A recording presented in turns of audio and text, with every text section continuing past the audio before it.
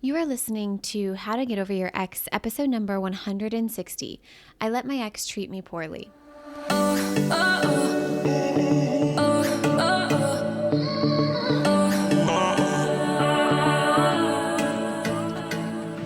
Welcome to How to Get Over Your Ex, a podcast on getting over your ex without it just taking time.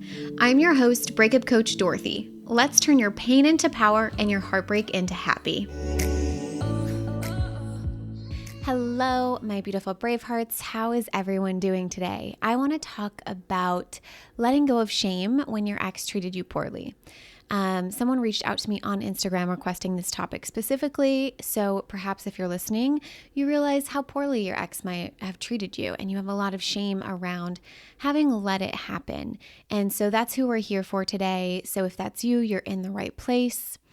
And here's the main problem that I'm seeing with this thought error is that when you're saying, I let someone treat me poorly, you're also saying that I didn't allow someone to treat me poorly. Do you go throughout your life letting people or not letting people treat you poorly? Think about that. Do you go around doing that? Is that something we even have control over? How do we let someone treat us poorly or let someone treat us kindly? From a stranger on the street to a Starbucks barista to a significant other, a family member, a friend. Do we go around saying, you get to treat me poorly and you don't get to treat me poorly? No, we don't. Isn't that crazy? Yes, we have boundaries sometimes. And yes, we have conversations sometimes. And sometimes we even choose to not be around people. But we're not letting people be in our life, or we're not letting people treat us poorly or not letting people treat us poorly. And it's really important that we see that. Thoughts create feelings, right? Those feelings fuel action. So someone else's behavior or action is a direct reflection of what they are thinking and feeling.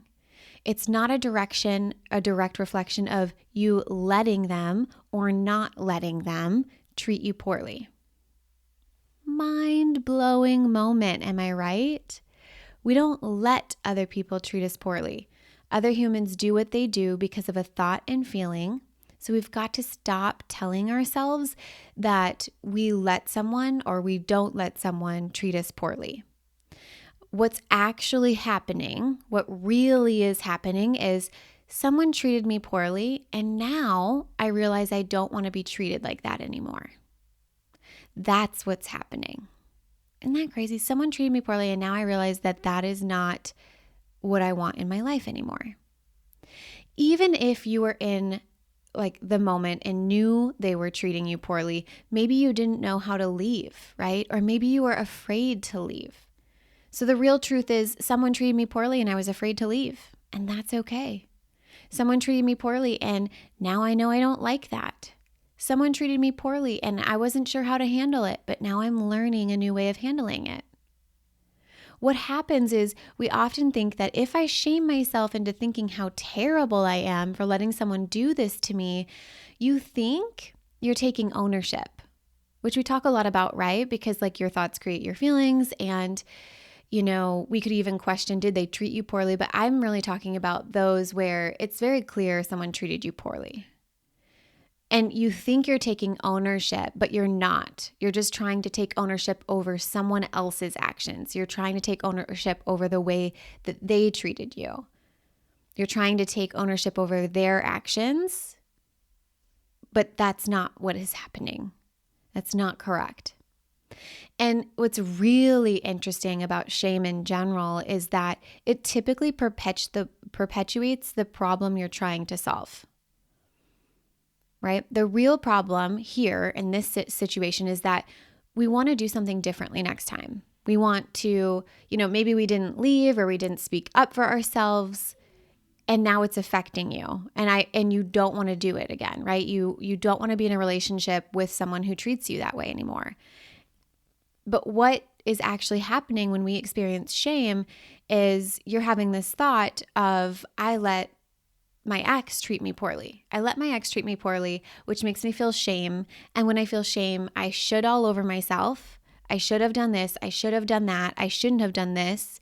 You have negative self-talk and you beat yourself up. I'm a terrible person for having allowed that. How could you? And what that results in is you treat yourself poorly. What? You perpetuate the problem by treating yourself poorly. That's not doing anyone favors. You're trying to make it so that someone else doesn't treat you poorly, but if you're not treating yourself poorly, there's no way you're going to let or not let someone else treat you poorly, right? So here's the solution. You guys, it's a really monumental one. Be nice to yourself. What?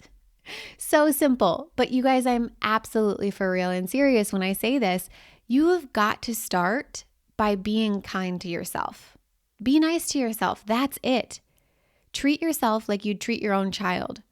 If your child came to you and was treated poorly, would you say, well, that was your own fault. You allowed that into your life. You let them do that. Absolutely not. That's not how I'm going to parent, and I highly doubt anyone who's listening to this parents their child like that. We've got to get clear about what is the actual problem my brain is trying to solve. It wants me to choose different kinds of people to surround myself with. My mind doesn't want me to be in a relationship like the one that I had with my ex. Okay, good to know.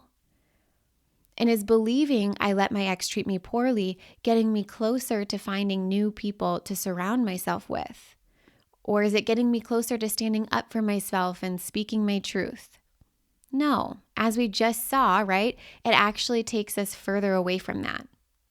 We're spending our time beating ourselves up, shitting on ourselves. That's not getting to work, speaking up, staying in our truth, so finding people who are different, right? So here's an exercise I'd love for you to try on, all with the backdrop of being nice to yourself, being kind to self. That's like the number one rule.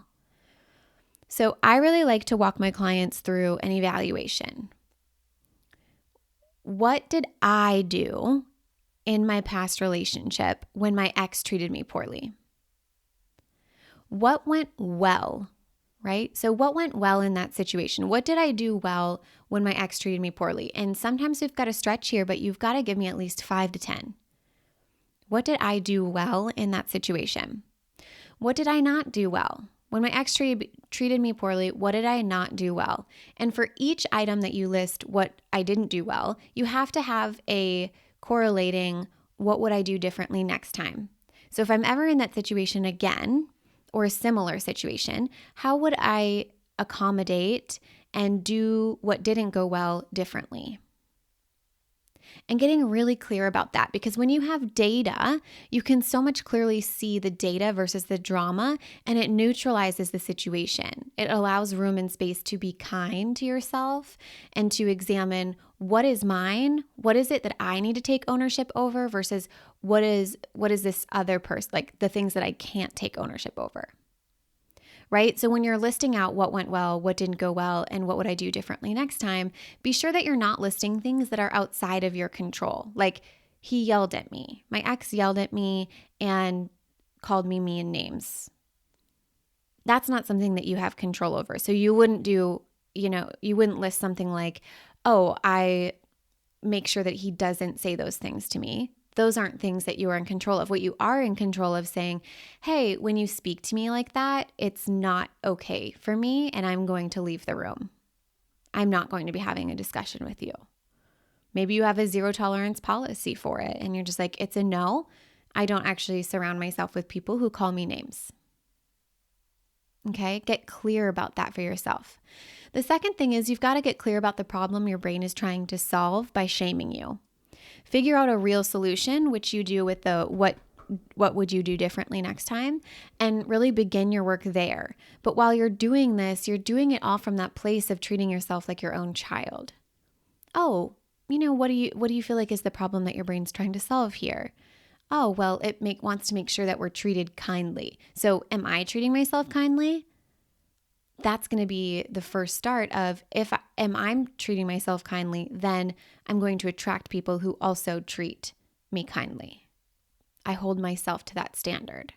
If you're not treating yourself kindly, how can we expect other people to do that? Then I want you to find an alternative truth that you can come back to time and time again when your boomerang thought of, I let someone treat me poorly, comes back. Because it will, and that doesn't have to be a problem. We can see thoughts, we can become aware of them, and we can notice them and not give them weight. It's okay if the thought, I let someone treat me poorly, comes back, but we've got to have a plan in place around what really happened and be super honest here. What actually happened? Wow, he treated me poorly and I'm learning how to stand up for myself. My ex treated me poorly and I'm learning that this isn't something that I desire in my life and I'm working on it. Right? These behaviors, I do not condone. They happened, but I do not condone them moving forward. Beautiful, right? Completely different energy. And I want you to circle back and refocus and recenter on those alternative truths time and time again. All right, my brave hearts, holding on to shame about how someone treated you isn't your responsibility. Holding on to the shame doesn't make sure you don't end up in the same situation. It actually typically perpetuates the problem. And letting go of shame and getting clear about what will be different next time will be the key to making sure that you're not treated poorly. And I think I even should rephrase that, because you're not going to make sure it never happens. That's not what we're saying. But how are you going to handle it when it does happen? Right? And getting very clear about how you want to handle that moving forward is going to be so important. You did not let someone treat you poorly. They treated you poorly, and now you've learned from it, and you get to make different decisions now. And that starts in this present moment with being kind to yourself. All right, my beautiful brave hearts, I am sending you so much love. I hope you have an amazing week, and I will talk to you next time. If you're loving the How to Get Over Your Ex podcast and you want to learn how to get over your ex in 3 months or less to build a life better than the one you thought you had with your ex, I would like to personally invite you to my next group course where we take everything you've learned here on the podcast and apply it to your life. Come check it out at www.lifecoachdorothy.com.